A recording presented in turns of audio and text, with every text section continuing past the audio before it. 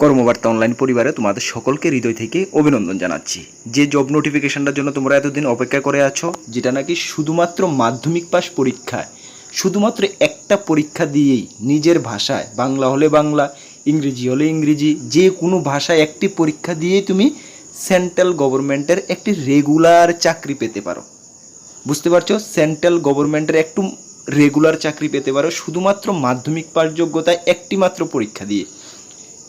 এই সেই জব নোটিফিকেশনটা যেটা এসএসসি এমটিএস নামে আমরা জানি, যেটার ডিটেলস আমি তোমাকে 15 থেকে 20 দিন আগেও একটি ভিডিও বানিয়ে দিয়েছি, যেখানে আমি বলেছি যে জুন মাসের 27 তারিখ থেকে এটার online form fill up start হবে। ইয়েস, গতকালকে থেকে অনলাইন ফর্ম ফিল আপ 27 তারিখ থেকে স্টার্ট হয়ে গেছে, বাট আমি ভিডিও দিতে পারিনি, খুবই বিজি ছিলাম, সেই কারণে দিতে পারিনি। যাই হোক, তোমরা জেনে গেছো, এটা সবচেয়ে বড় কথা। এখন তোমরা যদি এই চাকরিটা পেতে যাও, যদি তোমার সিলেকশন তুমি নিতে যাও এসএসসি এমটিএস এর মাধ্যমে, তাহলে তোমার সিলেবাসের উপরে তোমার ভালো ফোকাস করতে হবে। সিলেবাসটা তুমি ধাপে ধাপে পাই টু পাই তোমার জানতে হবে, সেই সিলেবাস অনুসারেই তোমার প্রিপারেশান করতে হবে, এবং হাতে তোমাদের যে সময়টা রয়েছে এর মধ্যে সিলেবাসটা কভার করতে হবে।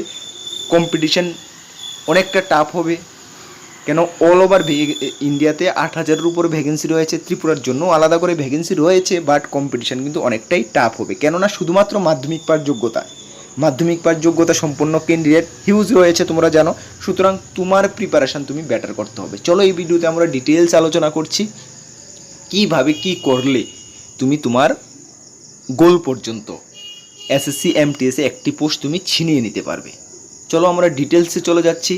তার আগে তোমাদেরকে বলে দিই, তোমরা যারা এই চ্যানেলে প্রথমবার ভিজিট করেছো, এই চ্যানেলে আমরা গভর্নমেন্ট জব ইনফরমেশন এবং বিভিন্ন কম্পিটিটিভ এক্সামের প্রিপারেশন করিয়ে থাকি। যদি তুমি কোনো গভর্নমেন্ট জব খুঁজছো বা কোনো কম্পিটিটিভ এক্সামের প্রিপারেশন বানাচ্ছো, তাহলে অবশ্যই আমাদের চ্যানেলটিকে সাবস্ক্রাইব করে পাশের অল অপশন বেলটিকে প্রেস করে রাখবে। মনে রাখবে, সঠিক সময়ে সঠিক ইনফরমেশন তোমরা এই চ্যানেলের মাধ্যমে পেয়ে যাবে। তাছাড়া তোমরা যারা বিভিন্ন এক্সামের প্রিপারেশন করছো, এসএসসি এমটিএস এইমাত্র শুরু হচ্ছে, SSC CGL, SSC CHL, TPSC senior computer assistant combined, TTADC, Tripura Gramin bank, railway, RPF, সব কিছুর ফুল নোটস আমাদের কাছে রয়েছে। তোমরা জানো আমাদের নোটের কোয়ালিটি কেমনটা হয়ে থাকে, সুতরাং তোমরা এখান থেকে ভালো রেসপন্স পাবে। আমাদের নোটগুলো যদি নিতে চাও, আমাদের হোয়াটসঅ্যাপ নাম্বার ভিডিও ডেসক্রিপশন আছে, বা নোট করতে পারো 9612998930, কি 9612998930 এই নাম্বারে যোগাযোগ করে পিডিএফ ফরম্যাটে আমাদের কাছে অ্যাভেলেবেল রয়েছে, টেলিগ্রামের মাধ্যমে নিতে হবে। ঠিক আছে, চলো আমরা মূল নোটিফিকেশনে চলে যাই, যার তোমার SSC MTS and Howlader examination 2024, যেটা নন টেকনিক্যাল পোস্ট, শুধুমাত্র মাধ্যমিক পাস। এখানে তোমাদের অনলাইন অ্যাপ্লিকেশান শুরু হচ্ছে 27/6, মানে শুরু হয়ে গেছে 27/6/2024 থেকে, যা চলবে 31/7, মানে জুলাই মাসের একদম লাস্ট 31 তারিখ পর্যন্ত। মানে তোমাদের হাতে 1 মাসের উপরে সময় রয়েছে, আরামসে ঠান্ডা মাথায় অ্যাপ্লিকেশানটা সেরে নেবে। তোমাদের অনলাইন এক্সাম কবে হচ্ছে? অক্টোবর এবং নভেম্বর 2024-এ। মানে এখন তুমি যদি ধরো জুন মাস ছেড়ে দাও, জুলাই মাস থেকে যদি তুমি কাউন্ট করো, July, August, September, October, minimum তোমাদের হাতে 120 দিন সময় রয়েছে। 100 থেকে 120 দিন সময় রয়েছে।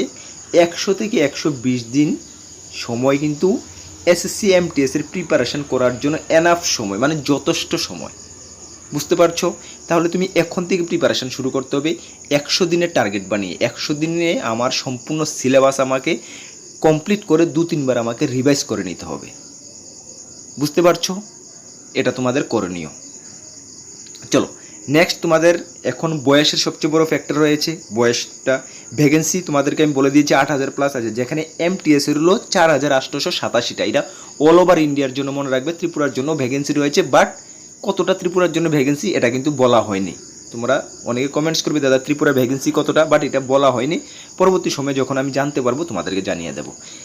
হাওলদার যেটা, এটা 3,439টা ভ্যাকেন্সি রয়েছে, দুটোটা মিলিয়ে 8,300 প্লাস ভ্যাকেন্সি রয়েছে। বুঝতে পারছো? চলো নেক্সট হলো তোমাদের যে এজ লিমিটটা। হ্যাঁ, ন্যাশনালিটি ইন্ডিয়ার যে কোনো জায়গাতে থেকে আবেদন করতে পারবে। চলো, এজ লিমিট হলো সবচেয়ে বড় ফ্যাক্টর। এজ লিমিটে কী বলা হয়েছে দেখো, এজ লিমিট যে তোমাদের কাউন্ট করা হবে 1/8/2024 হিসাব ধরে এজ লিমিট কাউন্ট করা হবে। বুঝতে পারছো? চলো, এজ লিমিট তোমাদের এখানে লাগছে কি, এসএসসি এমটিএসের ক্ষেত্রে 18 থেকে 25 বছর। কত? এমটিএসে যারা আবেদন করবে 18 থেকে 25। তোমাদের ডেট অফ বার্থটা দেখে তো 2/8/1999 এবং 1/8/2006 এর মধ্যে হতে হবে। এর থেকে আগে যদি ডেট অফ বার্থ হয় হবে না, এর পরে হলেও হবে না, এর মধ্যে তোমাদের ডেট অফ বার্থ হতে হবে। যাই হোক, যার যত বয়স তোমরা 1/8/2024 হিসাব ধরে বয়সটা হিসাব করে নেবে, ঠিক আছে। আর যারা হাওলদারের জন্য আবেদন করবে তাদের বয়স 18 থেকে 27 এর মধ্যে হতে হবে, ঠিক আছে, বুঝতে পারছো। সঙ্গে কিন্তু SC ST 5 বছরের এজের ছাড় পাবে, OBC 3 বছরের ছাড় পাবে, PWD যারা ক্যাটাগরি রয়েছে, এক্স সার্ভিসম্যান যারা ক্যাটাগরি রয়েছে, সকলে কিন্তু সরকারি যে রুলস অনুযায়ী তোমরা এজের ছাড়টা পেয়ে যাবে। জেনারেল প্রার্থীদের ক্ষেত্রে MTS 18 to 25, 18 to 27 হাওলদারের ক্ষেত্রে, বুঝতে পারছো। আশা করি আর কোনো ডাউট নেই। ওকে, সেই ডেট অফ বার্থটা দেখে নেবে, হিসাব করে নেবে, হ্যাঁ, বা এর মধ্যে যদি ডেট অফ বার্থ থাকে তাহলে তোমরা আবেদন করতে পারবে, ঠিক আছে, বুঝতে পারছো। চলো, কারণ এজ নিয়ে অনেকের সমস্যা থাকাটাই স্বাভাবিক, ঠিক আছে না। চলো নেক্সট তোমাদের এখানে রয়েছে কি দেখো, এসেনশিয়াল এডুকেশনাল কোয়ালিফিকেশান আমি আগেই বলেছি, যে কোনো বোর্ড থেকে তুমি মাধ্যমিক পাস হলেই তুমি আবেদন করতে পারবে। এখানে কোনো পার্সেন্টেজের দরকার নেই, কোনো নাম্বারের দরকার নেই, জাস্ট ফর মাধ্যমিক পাস, ঠিক আছে। এই ডেটের মধ্যে যদি তোমার হাতে মাধ্যমিক পাস সার্টিফিকেট রেজাল্ট থাকে তাহলে তুমি আবেদন করতে পারবে, বুঝতে পারছো। এক্সট্রা কোনো কোয়ালিফিকেশনের এখানে দরকার নেই। সবচেয়ে বড় অপরচুনিটি, এর থেকে ভালো মানে মাধ্যমিক পাস যোগ্যতায় আমি মনে করি না এর থেকে ভালো পোস্ট হয়, ঠিক আছে। হাউ টু অ্যাপ্লাই, কীভাবে অ্যাপ্লাই করবে, এটা নতুন কিছু না। SSCর কীভাবে অ্যাপ্লাই করে, SSCর যে অফিসিয়াল সাইট রয়েছে সেই অফিসিয়াল সাইটে ভিজিট করে লগ ইন হয়ে আবেদন করবে। আবেদন করার লিঙ্কটা আমি ভিডিও ডিসক্রিপশনে দিয়ে দেবো, সেখান থেকে তোমরা ডাইরেক্ট কানেক্ট হয়ে আবেদনটা সেরে নিতে পারবে। যাদের সমস্যা হয় নিজের মোবাইলে করতে, তোমরা যে কোনো একটি কম্পিউটার শপে গিয়ে আবেদনটা সেরে নেবে, ঠিক আছে। ভুল হলে হবে না, হ্যাঁ, ভুল করবে না, একদম পারফেক্টভাবে আবেদনটা করবে। কোনো ডাউট থাকলে কোন কম্পিউটার শপে গিয়ে যারা অনলাইন অ্যাপ্লিকেশন করে তাদের থেকে তোমরা আবেদনটা সেরে নেবে, তাহলে তোমরা আবেদন জানতে পারছো। আচ্ছা, আবেদন করার জন্য তোমাদের ফি লাগছে জেনারেল প্রার্থীদের এবং OBC প্রার্থীদের ক্ষেত্রে 100 টাকা, SC ST ওমেন তোমাদের কোনো ফি লাগবে না, বুঝতে পারছো। চলো, তারপর তোমাদের এক্সাম সেন্টার দেখো, এক্সাম সেন্টার তোমাদের ত্রিপুরার যারা আবেদন করবে তোমাদের আগরতলাতে এক্সাম সেন্টার রয়েছে, একদম ক্লিয়ার মেনশন রয়েছে, এটা নিয়ে তোমরা কোনো মানে টেনশন করবে না, ঠিক আছে। এক্সাম সেন্টার তোমাদের আগরতলাতে হচ্ছে। এখন তোমাদের এক্সাম যে আগরতলাতে হচ্ছে, এক্সামটা কী টাইপের হবে, স্কিম অফ এক্সামিনেশন, মানে তোমাদের এক্সামিনেশন হচ্ছে কম্পিউটার বেসড এক্সামিনেশন, বুঝতে পারছো। কম্পিউটারে বসে তুমি এক্সাম দেবে। এখন তোমাদের মনে ডাউট থাকবে, দাদা আমি তো কম্পিউটার জানি না, আমার তো কোনো সার্টিফিকেট নেই। না, এখানে তোমাদের কোনো কম্পিউটার সার্টিফিকেট বা কিছু লাগবে না। যারা কম্পিউটার সম্বন্ধে ধারণা নাই, একদম বেসিক, তোমরা কম্পিউটার সম্বন্ধে কিছুই জানো না, কোনো সমস্যা নেই। তোমাদের এরিয়াতে বা সারাউন্ডিং তোমাদের কোথাও যদি কম্পিউটার শপ থাকে যেখানে অনলাইন পরীক্ষা দেওয়া হয়, ওইখানে গিয়ে 1-2 দিন একটু দেখে নেবে, তাহলে তোমরা পারবে, একদম ইজি প্রসেস, ঠিক আছে। কোনো সার্টিফিকেট কিচ্ছু লাগবে না, ঠিক আছে, মনে রাখবে। এর আগে দিয়ে নতুন হলে তোমরা না জানা থাকলে একটু কোনো কম্পিউটার শপে গিয়ে, যাই হোক 50 টাকা 100 টাকা যাই মূল্য রাখবে তোমাদের থেকে, একটু 1 দিন বা 2 দিন কীভাবে পরীক্ষা দিতে হয় অনলাইন সেটা দেখে নেবে, ঠিক আছে। চলো, এখন তোমাদের যে 13টি টোটাল রিজনাল ল্যাঙ্গুয়েজে তোমরা পরীক্ষা দিতে পারবে।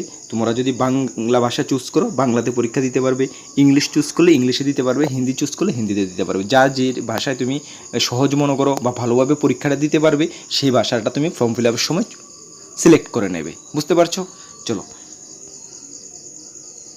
এখন আমরা চলে যাই ডাইরেক্ট আমাদের যে মেইন কম্পিউটার বেসড এক্সাম হচ্ছে সেই এক্সামের সিলেবাসের দিকে আমরা চলে যাই। সবচেয়ে বড় ফ্যাক্টর যেটা আমাদের কাছে, এটা যদি আমার ঠিকঠাক আমার না জানা থাকে বা ঠিকঠাক ওই দিশা যদি আমি প্রিপারেশন না করি, তাহলে কিন্তু আমি সঠিক দিশায় অ্যাডভান্স হতে পারবো না, ঠিক আছে না। যদি আমি ধরো আমাকে যেখানে যেতে হবে আমার যদি রুট না জানা থাকে, আমি উল্টাপাল্টা রুটে গিয়ে পৌঁছতে পারবো না। চলো, এখানে আমাদের সিলেবাসটা রয়েছে সেশন 1 এবং সেশন 2, দুটি পরীক্ষা তোমাদের হচ্ছে। সেশন 1-এর জন্য সিলেবাসটা দেখো, নিউমেটিক্যাল অ্যান্ড ম্যাথমেটিক্যাল এবিলিটি, যেখানে 20টি কোশ্চেন থাকবে, একটি কোশ্চেনের মান 3 করে 60 নাম্বার। সেম রিজনিং এবিলিটিতে 20টি কোশ্চেন থাকবে, একটি কোশ্চেনের মান 3 করে 60 নাম্বার। তার জন্য তুমি সময় পাবে 45 মিনিট। এটা হলো সেকশন 1। এবার মনে রাখবে সেকশন 1 এবং সেকশন 2 দুটি পরীক্ষা হচ্ছে, দুটোটা পরীক্ষা কিন্তু একই দিনে হচ্ছে।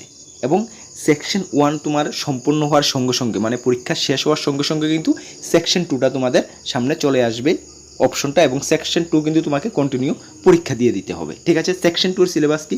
জেনারেল অ্যাওয়ারনেস, যেখানে 25টি কোশ্চেন থাকবে, একটি কোশ্চেনের মান 3 করে 75 নাম্বার, এবং ইংলিশ ল্যাঙ্গুয়েজ এবং কম্প্রিহেনশন থাকবে 25টি কোশ্চেন, একটি কোশ্চেনের মান 3 করে 75 নাম্বার। তার মানে তুমি 75 150 নাম্বার। সেকশন 2তে তুমি 150 নাম্বারের পরীক্ষা দিচ্ছ, তার জন্য সময় পাবে 45 মিনিট, এবং সেকশন 1-এ তুমি 120 মার্কের পরীক্ষা দিচ্ছ, তার জন্য সময় পাবে 45 মিনিট।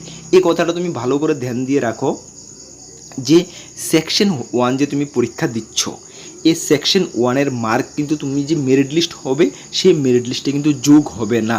তাহলে বলবে দাদা মেরিট লিস্টে যোগ হবে না সেকশন 1, তাহলে এটার মানে কি? সেকশন 1 হলো জাস্ট কোয়ালিফাইং নেচার, এটা শুধু কোয়ালিফাই করতে হবে, মানে জাস্ট শুধু পাস করতে হবে। কেন পাস করতে হবে? আমাকে সেকশন 2-তে বসার জন্য। এখন বলবে দাদা দুটোটা পরীক্ষা তো একসঙ্গে হবে, তাহলে কিভাবে হবে? ইয়েস, যখন তোমরা সেকশন 1-এর রেজাল্টটা দেখবে, সর্বপ্রথম সেকশন 1-এর রেজাল্ট দেখা হবে। যখন দেখবে যে সেকশন 1 তুমি পাস করে নিয়েছো, তোমার কাট অফ ক্লিয়ার হয়ে গেছে, তখনই কিন্তু ওরা সেকশন 2টা তোমার দেখবে বা চেক করবে। যখন তুমি সেকশন 1 দেখবে তুমি ফেল করে নিয়েছো, সেকশন 2 তোমার দেখবেই না। সুতরাং এটা সিস্টেম, প্রসেস, একটার পর একটা দেখবে। ঠিক আছে, সেকশন 2 তোমাকে জাস্ট পাস করতে হবে, পাস করলেই তোমাকে সেকশন 2টা দেখবে, এবং সেকশন 2তে তোমার ভালো মার্ক উঠাতে হবে। কেন ভালো মার্ক না উঠালে তুমি মেরিট লিস্টে তোমার নাম আসবে না। কেন সেকশন 2 দিয়েই ওরা মেরিট লিস্টটা বানাবে, বুঝতে পারছো? মেরিট লিস্ট বানানোর ক্ষেত্রে সেকশন 1 কোনো কাজে আসবে না। সেকশন 1 শুধুমাত্র সেকশন 2তে বসার জন্য আমাকে পাস করতে হবে যে কোনোভাবে হোক সেকশন 1টা। ক্লিয়ার বোঝাতে পারছি তোমাদেরকে?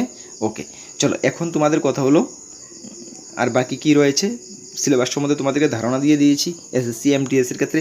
আচ্ছা, এখন এসএসসি যে তোমাদের হাওলদার পোস্ট, যেটা হাওলদার পোস্টে যারা আবেদন করবে, তোমাদের কিন্তু লিখিত পরীক্ষা তো রয়েছে, এবং ফিজিক্যাল এফিসিয়েন্সি টেস্ট রয়েছে, এবং ফিজিক্যাল মেজারমেন্ট টেস্ট রয়েছে। চলো এগুলো আমি একটু আলোচনা করে দিই।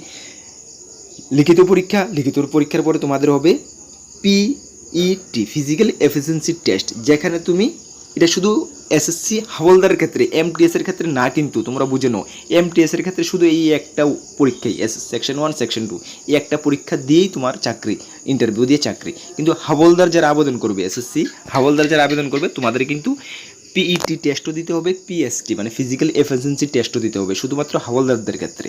এখানে তোমাদের 16 মিটার রান করতে হবে 15 মিনিটে, ফিমেলরা করতে হবে 1 কিলোমিটার ইন 20 মিনিটে রান করতে হবে। ঠিক আছে, এবং তোমাদের height, chest, physical standard test, দেখো হাইট লাগছে কি মেলদের ক্ষেত্রে 175 সেন্টিমিটার, রিল্যাক্সেশন রয়েছে যারা গুর্খা, আসামি, গারোয়ালি রয়েছে, এবং চেস্ট 81 লাগছে, 5 সেন্টিমিটার ফুলাতে হবে, এবং ফিমেলদের ক্ষেত্রে 152 সেন্টিমিটার লাগছে, যারা আসাম গৌরালু থেকে 2.5 সেন্টিমিটার তোমরা রিল্যাক্সেশন পেয়ে যাচ্ছ, এবং ওয়েট লাগছে 48 কেজি ফিমেলদের ক্ষেত্রে। এটা তোমাদের ফিজিক্যাল এফিসিয়েন্সি টেস্ট লাগছে যারা হাওলদারে আবেদন করবে। ঠিক আছে, আশা করি তোমাদেরকে বোঝাতে পেরেছি, কোনো ডাউট তো নেই। এজ বুঝেছো, এজের কি এডুকেশন কোয়ালিফিকেশন বুঝছো, কীভাবে তুমি পরীক্ষাটা দেবে, সিলেবাসটা কী রয়েছে, কীভাবে কভার করবে, কবে থেকে কবে অ্যাপ্লাই, কীভাবে অ্যাপ্লাই করতে হবে, এক্সাম সেন্টার ত্রিপুরাতে রয়েছে, সব কিছু ডিটেলস, আশা করি কোনো ডাউট নেই।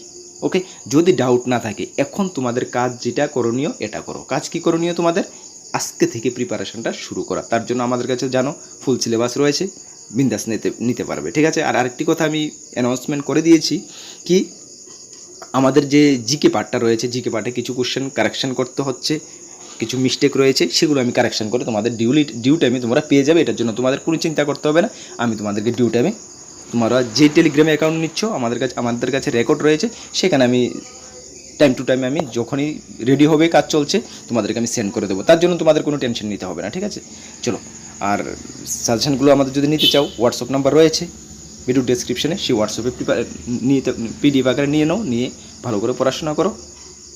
আর আমরা রাত্রি 8টার সময় জিকে জিএসের ক্লাস করাচ্ছি, তবে আনফর্চুনেটলি আমি বলতে হচ্ছে আমি রেগুলার ক্লাসগুলো করাতে পারছি না।